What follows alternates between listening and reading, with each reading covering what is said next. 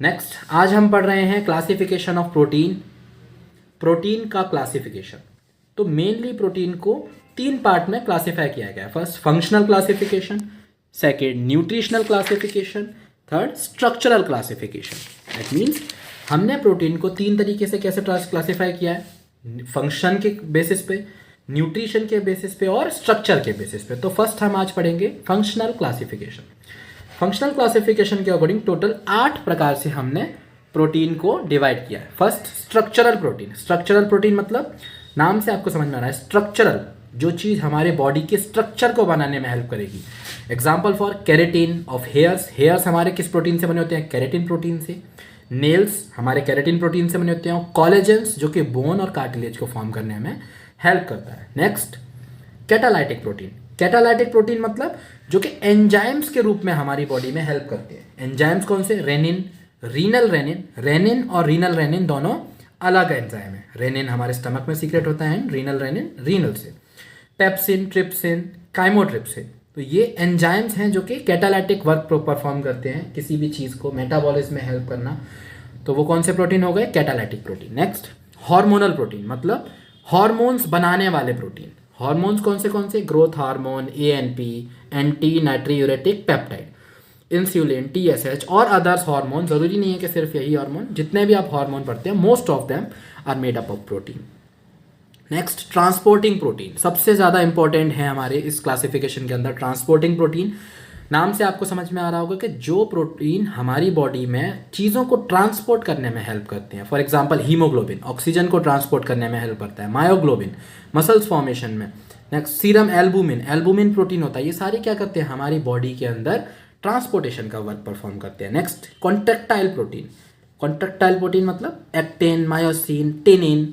Next defensive protein. Defensive जो defence का work perform करेंगे, लाइक इम्यूनोग्लोबिन जो कि किसी भी फॉरेन एंटीबॉडी के खिलाफ लड़ते हैं।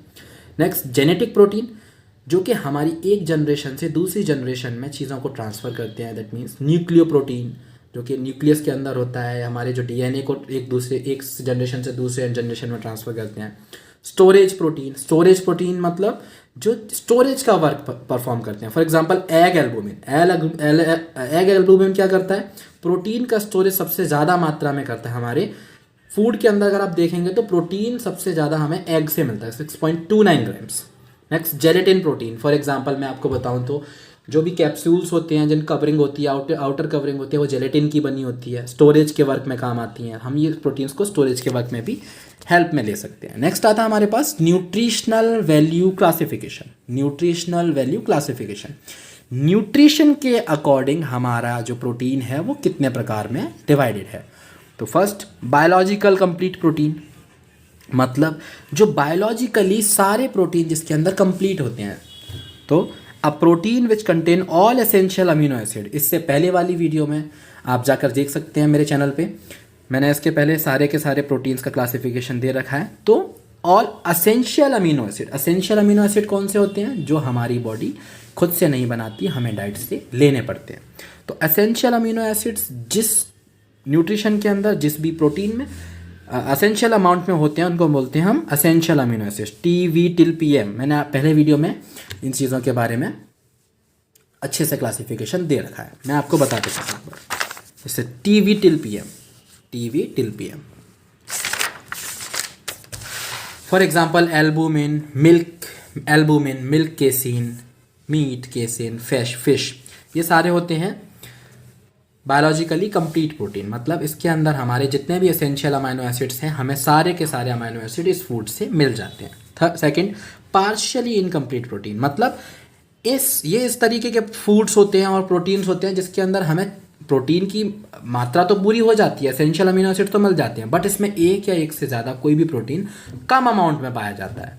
For example T till PM, अगर आप एम को ध्यान से देखेंगे तो ये कम अमाउंट में है इसमें।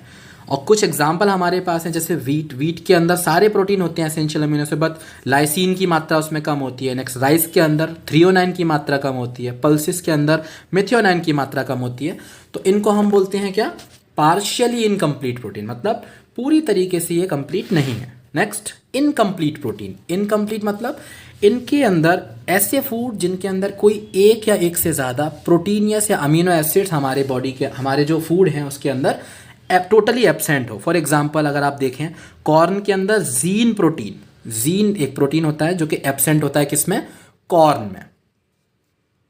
और जीन प्रोटीन की एब्सेंस होने से क्या होता है, एब्सेंस ऑफ लाइसिन, लाइसिन नाम का प्रोटीन हमारी बॉडी में एब्सेंट रह जाता है। थर्ड क्लासिफिकेशन आता है हमारे पास स्ट्रक्चरल क्लासिफिकेशन। स्ट्रक्चरल क्लासिफिकेशन मतलब जो स्ट्रक्चर के बेसिस पे हम उसको क्लासिफाई करते हैं। तो first simple protein made up by the amino acids only, मतलब ऐसे प्रोटीन जो सिर्फ और सिर्फ अमीनो एसिड से ही मिलकर बने हों उनको हम बोलेंगे सिंपल प्रोटीन।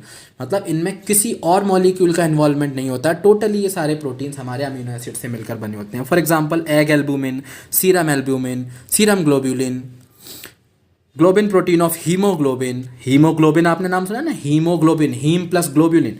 तो ग्लोबिन प्रोटीन जो हीमोग्लोबिन के अंदर होता है वो भी सिर्फ और सिर्फ अमीनो एसिड से मिलकर बना होता है। केराटिन प्रोटीन, ये सारे वो अमीनो एसिड्स, ये सारे वो प्रोटीन होते हैं जो सिर्फ और सिर्फ अमीनो एसिड से ही मिलकर बने होते हैं। नेक्स्ट हम पढ़ेंगे complex protein made up by the amino acids and non proteinaceous molecules. मतलब इसके अंदर अमीनो एसिड्स तो प्रेजेंट होंगे ही होंगे, साथ में कोई नॉन प्रोटीनियस मॉलिक्यूल भी प्रेजेंट होगा। फॉर एग्जाम्पल ग्लाइकोप्रोटीन, मतलब ग्लाइकोजन इसमें प्रेजेंट है, जैसे ग्लाइकोजन, इंट्रिंसिक फैक्टर, फाइब्रोनेजिन, एरिथ्रोपोइटिन।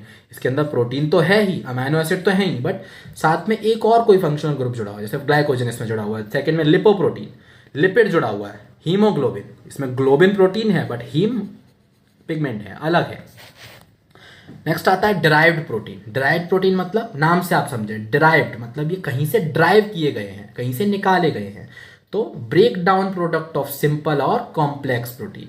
ये सिंपल या कॉम्प्लेक्स प्रोटीन, सिंपल और कॉम्प्लेक्स प्रोटीन हम अभी पढ़ के आए हैं। सिंपल मतलब जो सिर्फ और सिर्फ अमाइनो एसिड से बने हों, कॉम्प्लेक्स मतलब जो अमाइनो एसिड के साथ साथ किसी और नॉन प्रोटीनियस मॉलिक्यूल के साथ भी जुड़े हों। इन दोनों प्रोटीन के जब डाइजेशन होगा, ब्रेकडाउन होगा, तब हमें कौन से प्रोटीन मिलेंगे, डिराइव्ड प्रोटीन।